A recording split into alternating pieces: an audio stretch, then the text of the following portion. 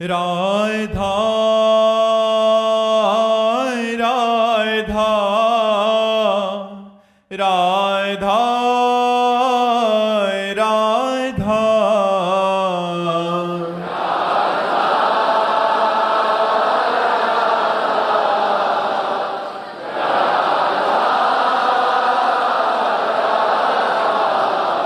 हाय राधा राधा राधा राधा राधा राधा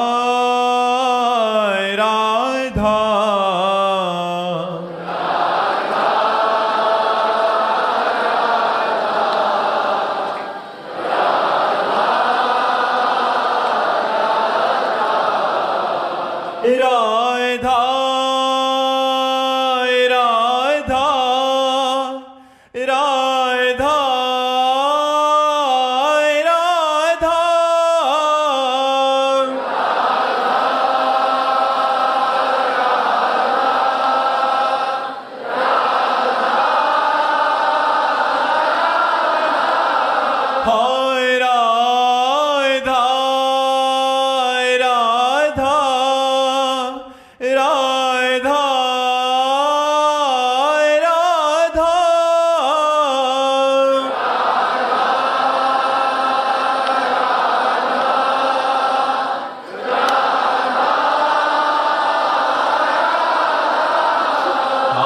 राधा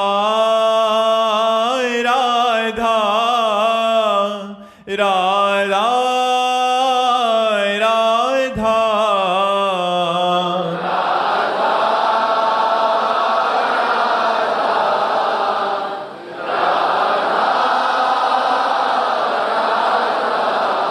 हाय राधा राधा राधा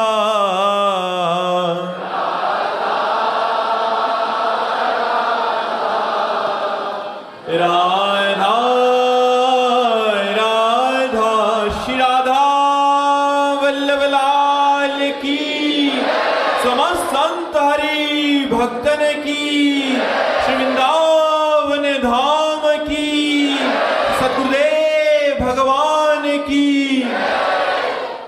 मानव जी बटाला से। राधे राधे महाराज जी। महाराज जी, मैं भगवान जी से मिलकर उनसे वार्तालाप करना चाहता हूं। आपने एक बार कहा था कि जब किसी पर महापुरुष की कृपा होती है तभी भगवान उसे स्वीकार करते हैं। महाराज जी, मेरा प्रश्न है कि महापुरुषों का कृपा प्रसाद ग्रहण करने के लिए हमें क्या करना पड़ेगा? भगवान से प्रार्थना। भगवान की कृपा से संत महापुरुषों का मिलन, जब द्रवहि दीन दयालु राघव तो साधु संगति पाइए। जब भगवान द्रवित होते हैं, कृपा करते हैं, तो संतों का संग देते हैं।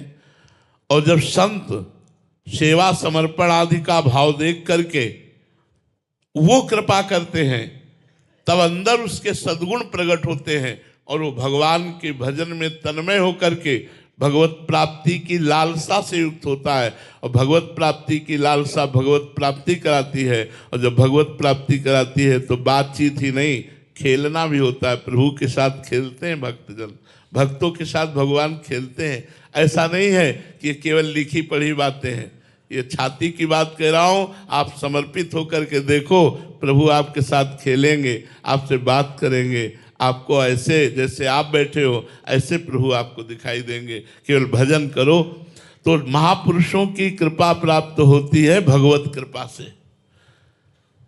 और महापुरुषों की कृपा है जो उनका उपदेश है, नाम जप, मंत्र जप, सदग्रंथों का स्वाध्याय, सतमार्ग के आचरण, इनके द्वारा महापुरुषों की कृपा होती। जो जितना भजन करता है उतना ही संत कृपा उस पर बरसती है। कोई भी हो, कहीं भी हो, जो जितना भजन करेगा उसके ऊपर संत कृपा बरसेगी। और संत कृपा बरसेगी तो सब पाप ताप दोष दुख दरिद्रता विपत्ति नष्ट हो जाएगी और भगवान की कृपा से भगवान की प्राप्ति हो जाएगी। रितिका जी हिमाचल से। राधे राधे महाराज जी। महाराज जी, रसिक सिद्धांत में अनन्यता का वास्तविक अर्थ क्या है? क्या अन्य देवों को नमन करना अनन्यता के विरुद्ध है? अन्य देव है ही नहीं उसकी दृष्टि में। सबसे सर्वश्रेष्ठ अनन्यता ये है। सो अनन्य गति जाके असमति न टरे हनुमंत, मैं सेवक सचराचर रूप स्वामी भगवंत। तुम देवता की बात करती हो, चराचर जगत को अपने इष्ट रूप में देखता है, वही अनन्य है। जो सब में अपने इष्ट को देखता है वही अनन्य। सो अनन्य गति जाके असमति न टरे हनुमंत, मैं सेवक और सचराचर रूप स्वामी भगवंत। मेरे इष्ट का चराचर जगत स्वरूप है, ये मानकर हम सबको प्रणाम करते, फिर देवता की बात क्या। चराचर जगत हमारा इष्ट रूप है। सिय राम में सब जग जानी, करो प्रणाम जोरी जुग पानी। तो किसी देवता को प्रणाम थोड़ी हम कर रहे हैं, हम तो अपने इष्ट को प्रणाम कर रहे हैं। जिधर देखता हूँ उधर अपना इष्ट, जित देखूं तित श्याममयी है। फिर क्या चक्कर है हमको ये बात आने की। अगर अन्य देवता कोई तुम्हें दिखाई दे रहा है तो अभी अनन्य नहीं हो। उत्तम के बस असमन माही, सपने हुआन पुरुष जग नाही। उत्तम अनन्य वही है जो सब जगह अपना इष्ट देखता है। अगर और कोई देवी देवता दिखाई देता है तो आप भावना करो कि मेरा इष्ट ही इस रूप में विराजमान है, और उसको प्रणाम करो। सबको आदर दो, सबको प्रणाम करो, सब में अपने प्रभु का भाव करो। यही तो अनन्य भक्त का लक्षण है। किसी की अवहेलना करना ये अनन्यता नहीं है। किसी की अवहेलना करना ये अनन्यता नहीं, ये तो उद्दंडता है। अनन्यता है सबका आदर, सबका सम्मान, सब में भगवत भाव करना, सबको सुख प्रदान करना। क्योंकि सबके हृदय मंदिर में जड़ चेतन जग जीव जत, सकल राम मैं जानी। बंदों सबके पद कमल, पद कमल सदा जोर जुगपान। दोनों हाथ जोड़कर, दोनों चरण छूकर सबकी वंदना करते हैं, क्योंकि सब में हमारे भगवान विराजमान है। इसी का नाम अनन्यता है। समझ में आया? आयुष गुप्ता जी जौनपुर से। राधे राधे महाराज जी। महाराज जी, पूर्ण शरणागति का वास्तविक लक्षण क्या है? क्या परिस्थितियों को स्वीकार करना लक्षण है या भीतर से निर्भय हो जाना? निर्भय, निसंकोच, निश्चिंत, निशोक, ये स्थितियां जागृत होती है। कोई चिंता नहीं, कोई शोक नहीं, कोई भय नहीं। किसी भी तरह की परिस्थिति हो, अपने इष्ट का विस्मरण ना होना, हर समय अपने इष्ट में ही चित्तवृत्ति लगे रहना, ये पूर्ण शरणागत का लक्षण है। उठते बैठते, खाते पीते, चलते फिरते, सोते जागते, हर समय प्रभु का नाम चल रहा है, प्रभु का चिंतन चल रहा है। हर परिस्थिति का स्वागत है, क्योंकि मेरे प्रभु के विधान के द्वारा रची गई है। हमें किसी भी परिस्थिति में भय या शोक आदि न लगे तो समझ लेना चाहिए कि मैं प्रभु का पूर्ण शरणागत हो रहा हूँ। जब एक भरोसो, एक बल, एक आस विश्वास, एक राम घनश्याम हित, चातक तुलसीदास। अपने इष्ट का ही भरोसा, इष्ट की ही आस, इष्ट का ही बल, इष्ट की ही चाह, तब समझ लेना चाहिए हमारी पूर्ण शरणागति हो गई। जब मान अपमान में, सुख दुख में, लाभ हानि में, निंदा स्तुति में समान भाव आने लगे तो समझ लेना चाहिए हमारा शरणागति भाव पुष्ट हो रहा है। जब किसी तरह की शोक चिंता भय आदि हृदय में ना हो, भय चिंता शोक आने पर तत्काल हमारी भगवान में स्थिति हो, तो समझ लेना चाहिए शरणागति हमारी पुष्ट हो रही है। अशोक चतुर्वेदी जी कानपुर से। राधे राधे महाराज जी। महाराज जी, जो भगवत गीता जी में योगक्षेम की बात कही गई है, वो क्या लोक और परलोक दोनों में? दोनों इह परलोक सकल सुख पावत मेरी, सो भैया कृष्ण गुण संचु। इस लोक की भी जो वस्तु आपको चाहिए और वो उचित है, वो भगवान स्वयं प्रदान करते हैं। और परलोक की जो परमार्थ की साधना की जो वृत्ति चाहिए, जो गुण चाहिए, जो लक्षण चाहिए, वो भगवान प्रदान करते हैं। स्वार्थ और परमार्थ दोनों भगवान के चरणों में समर्पित है शरणागत का, तो भगवान स्वयं शरण्य स्वयं उसके स्वार्थ और परमार्थ की दोनों की पूर्ति करता है। स्वार्थ किसको समर्पित करे? अगर परमार्थ केवल भगवान से, तो स्वार्थ कहाँ लेके जाएं? वो भी तो प्रभु से ही है। शरीर है, परिवार है, व्यवहार है, तो जो कुछ हमें वो आपसे है। योगक्षेमम वहाम्यहम, भगवान दोनों का वहन करते हैं, स्वार्थ और परमार्थ दोनों का, लोक व्यवहार और परलोक दोनों का निर्वाह करते हैं। सरबजीत सिंह जी पंजाब से। राधे राधे महाराज जी। महाराज जी, दुख दारू सुख रोग भया, जा सुख ताम न होई। महाराज जी, गुरुवाणी का फरमान है कि महाराज जी, यदि यही संत महात्मा से भी काफी बार सुना है कि दुख ही औषधि है, सुख को रोग बताया है। तो महाराज जी, मैं गृहस्थी में हूँ, जो भी सुख मिले जब से आपकी दया से, नाम जब पहले से बहुत बड़ा है महाराज जी।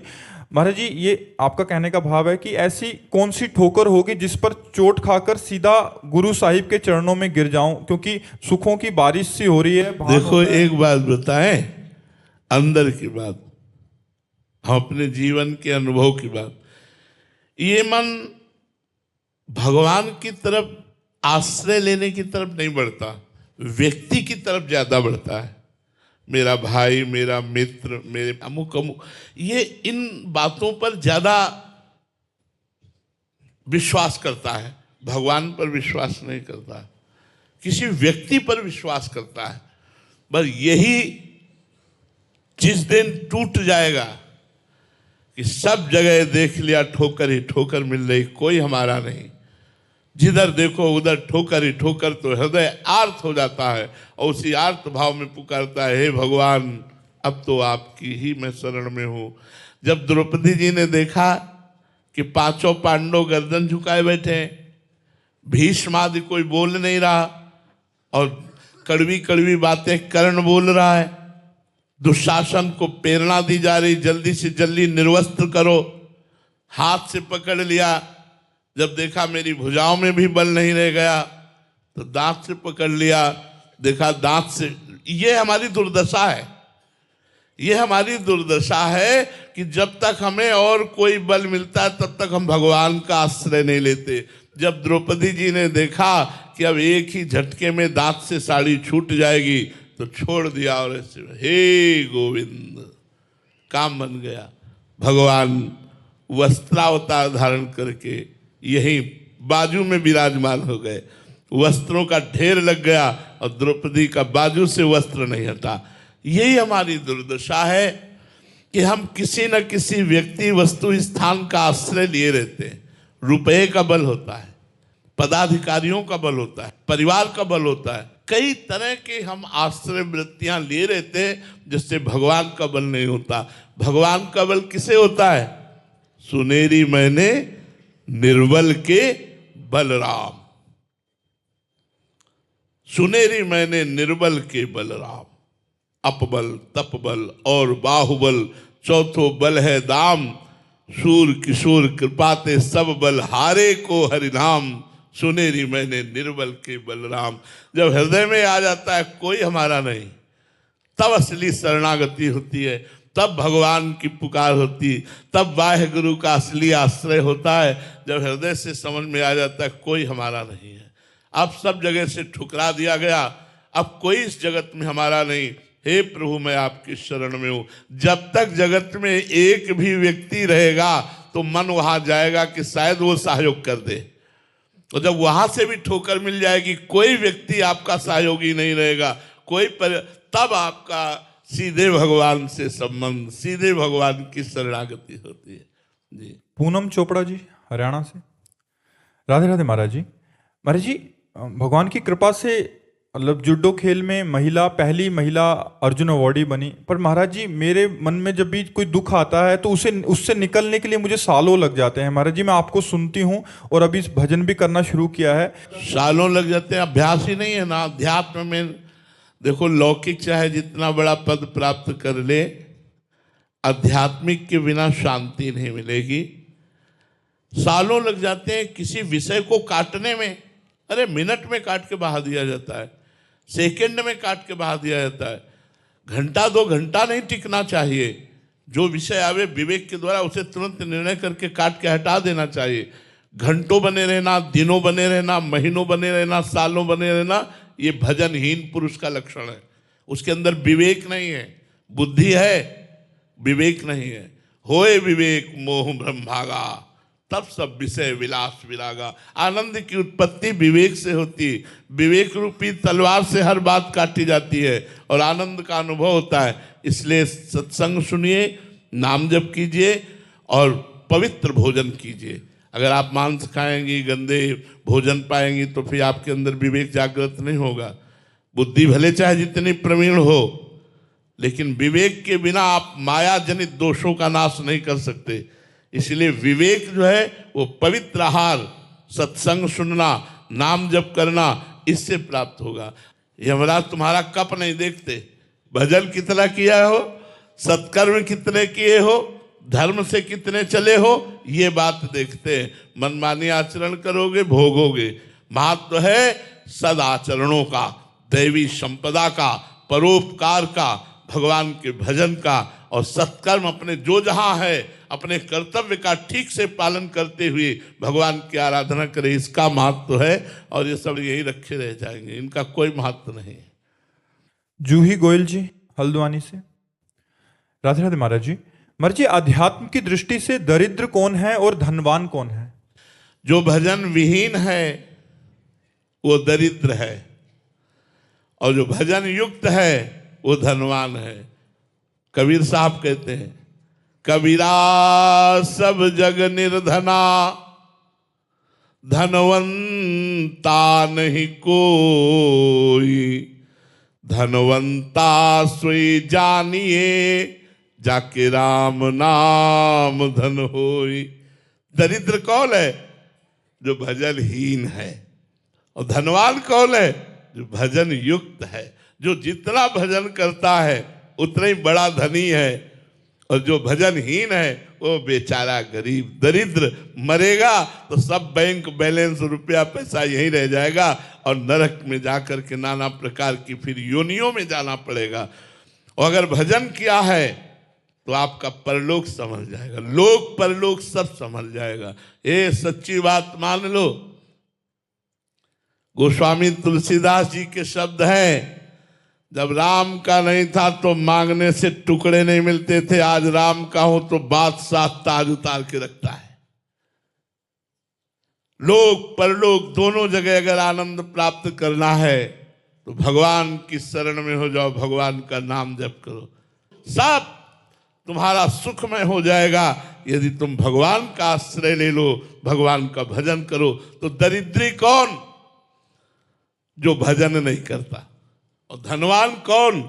जो भगवान का भजन करता है। असंतोषी ही दरिद्री है और संतोषी ही धनवान है। संतोष वही है जो भगवान का आश्रय लिए है, जो भगवान के विमुख है। तो सबसे बड़ा धनी कौन? जो श्री भगवान का हो गया। सबसे बड़ा अभागी और दरिद्र कौन? जो भगवान से विमुख हो गया। जो भगवान से विमुख है वही सबसे बड़ा अभागी। हम तुम्हें अपने जीवन की बात बता रहा हूं, किसी योग्य नहीं, केवल भगवान की शरण में हुए तो मूकम करोति वाचालम पंगुम लंघयते गिरिम यत् कृपा तमहं वंदे परमानंद माधवम। वो भगवान आप देख ही रहे, हम तुम्हें क्या वर्णन करें। तो क्या आप के भगवान नहीं? आप क्यों भटक रहे हो? आप क्यों इधर उधर भुलावे में आ रहे हो? अपने घर में ठाकुर जी विराजमान करो, आरती करो, कीर्तन करो, नाम जप करो, एक अध्याय भगवान की कथा सुनाओ, देखो तुम्हारा मंगल हो जाता है कि नहीं। ये जादू टोना इधर उधर हम तुम्हें सुख दे देंगे, ऐसा कौन पैदा हुआ है किसी को सुख दे दे। निज कृत कर्म भोग सुन भ्राता, को न काहू की सुख दुख कर दाता। अवश्य में वो भोक्तव्यम कृतम कर्म शुभा शुभम। अवश्य आपको भोगने पड़ेंगे जो कर्म करोगे। इसलिए खूब नाम जप करो। नाम जापक धनी, भगवत विमुख नाम जपने वाला जो नहीं है वो सबसे बड़ा दरिद्र है, बेचारा, दया का पात्र है। महाराज जी, आपने कहा कि अपने कर्म भोगने पड़ेंगे। हमसे गलतियां हो गई इसी जन्म में, अभी कैसे मतलब भोगने ना पड़े, ऐसा कोई विधान है? हाँ देखो, अगर हमारा सुप्रीम कोर्ट फांसी निश्चित कर दे, एक रास्ता है, राष्ट्रपति क्षमा कर दे। अगर राष्ट्रपति महोदय क्षमा कर दे तो उसकी फांसी टल जाएगी कि नहीं? ऐसे ही अनंत ब्रह्मांडों के राष्ट्रपति हमारे श्री कृष्ण हैं, प्रभु हैं, श्री राम हैं। यदि हमसे घोर अपराध बन गए हैं तो भगवान कहते हैं सर्वधर्मान परित्यज्य माम एकम शरणम ब्रज अहम त्वं सर्व पापेभ्यो मोक्षयिष्यामि मां शुचा, मैं तुम्हें माफ कर दूंगा। जब राष्ट्रपति माफ कर देगा तो सुप्रीम कोर्ट के द्वारा पास हुई फांसी भी टल जाएगी। ऐसे ही हमारे जितने कर्म हमको दंड देने के लिए तैयार हैं, यदि हम भगवान की शरण में हुए और भगवान का नाम जप किए, भगवान की आरती पूजा किए, भगवान के भक्तों का संग किए, तो निश्चित सर्व पाप नष्ट हो जाएंगे, हमारा मंगल हो जाएगा और हमारे दुख नहीं भोगना पड़ेगा, पक्का। नीरज मिश्रा जी, राधे राधे महाराज जी। महाराज जी, जब मैं सोने जाता हूं तो अक्सर ये विचार मन में आता है कि इस जीवन का एक ना एक दिन अंत हो जाएगा, और मन में ये बात भी आती है कि आखिर मैं हूं कौन, मरने के बाद कहाँ जाऊंगा, इस जीवन से पहले मेरा क्या अस्तित्व था, ये ब्रह्मांड धरती, इस जीवन का आखिर ध्येय क्या है, हम यहाँ किस लिए आए हैं। महाराज जी, विचार बार बार मन में आता है। हाँ, बहुत अच्छे विचार हैं, भगवान की बड़ी कृपा है जो ऐसे विचार हैं। ये सब स्वप्न चल रहा है भैया, ये अनंत ब्रह्मांडों का स्वप्न चल रहा है। उमा कहूं मैं अनुभव अपना, सत हरि भजन जगत सब सपना। ये मोह निद्रा में अज्ञान जनित कल्पनात्मक स्वप्न चल रहा है। अगर पूछे कि मैं कौन हूं तो मैं वही हूं जो वो है। तत् त्वम असि, तत् वह, त्वम तुम्ही, असि हो, वह तुम ही हो। अब शरीर को अपना मानकर और स्वाप्निक जगत की कामनाओं में भ्रमण करने के कारण भूल गए हो। तुम्हारा जन्म हुआ है साधन धाम मोक्ष कर द्वारा। बड़े भाग मानुष तन पावा, सुर दुर्लभ सदग्रंथन गावा। साधन धाम मोक्ष कर द्वारा, पाए न जे परलोक संहारा। सो परत्र दुख पावई, सिर धुनि धुनि पछताए। काल ही कर्म ही ईश्वर ही मिथ्या दोष लगाए। ये मनुष्य जन्म भजन करके अपने स्वरूप की प्राप्ति के लिए हुआ है, भगवान की प्राप्ति के लिए हुआ है। ये रोज हम भी अपने मन को दिखाते हैं कि मरोगे, पता नहीं कौन सा डायलिसिस आखिरी हो, पता नहीं कौन सी शाम आखिरी हो, इसलिए हर समय भजन करते रहो, मरोगे। ये बात बहुत बढ़िया है। अगर याद रहे कि मरोगे तो पाप नहीं होंगे, याद रहे कि मरोगे तो भजन बन जाएगा, याद रहे कि मरोगे तो किसी को कष्ट नहीं दोगे। यार स्वयं जाना है, क्या किसी की हिंसा करना, क्या किसी को कटुवचन बोलना। यहाँ तो सबसे राधे राधे कह करके निकल लेना है। कोई पाप न बने, कोई अपराध न बने, कोई अशुभ कर्म न बने और हम भगवान को प्राप्त हो जाएं, बस यही बात। भगवान का स्मरण कराने में मृत्यु बड़ी सहयोगी है। अगर मृत्यु का स्मरण किया जाए कि यार कभी एक्सीडेंट में मर गए तो, अब जैसे घर से निकले लगा कि यार एक्सीडेंट, राधा राधा राधा राधा राधा, अब प्रिया जो आप ही संभालना, प्रभु आप ही संभालना, राम राम राम राम राम राम राम, हमारी यात्रा शुभ हो, हमारा मंगल हो, राम राम राधा राधा राधा। ये भय जो है ये निर्भय कर देता है। मृत्यु का भय यदि बना रहे और भगवान का स्मरण चले तब तो ठीक है, नहीं तो फिर लोग भुलावे में पड़े हुए हैं माया के, और एक क्षण भी बैठकर भगवान का भजन नहीं करते। बस ये कर लिया अब ये कर लेंगे, ये भोग लिया अब ये भोग लेंगे, ये इकट्ठा कर लिया अब इतना और कर लेंगे, इतना और हो जाए, बस सब बन जाएगा, सब बन जाएगा। क्या मरोगे सब छूट जाएगा, सब बिगड़ जाएगा। बनना है भगवान का चिंतन, भगवान का सुमिरन, भगवान का भजन। कई बार हम कह चुके हैं कि जैसे आपने 50 वर्ष की आयु में संपत्ति कमाई, अब आपकी आखिरी श्वास हो तो 50 वर्ष की श्वासों में कमाई हुई संपत्ति से यदि आप सौदा करो कि हमें 5 श्वासें और दे दी जाएं और 50 वर्ष की कमाई हमारी ले ली जाए, तो आपकी 50 वर्ष की श्वासों की कमाई से 5 श्वासें नहीं खरीदी जा सकती, 5 सेकंड नहीं खरीदे जा सकते। इतना कीमती समय आप राम कृष्ण हरि नाम ना लेकर के व्यर्थ में संसार के चिंतन में व्यतीत करते हो। इसलिए सावधान रहो। उठते बैठते चलते फिरते कार्य करते व्यापारी नौकरी जो भी कर रहे हो, जब समय मिले जब याद आवे तो राधा राधा राधा पुकारो, कृष्ण कृष्ण पुकारो, राम राम पुकारो, हरि हरि नारायण शिव जो तुम्हें प्रिय हो वो पुकारो, तुम्हारा मंगल हो जाएगा।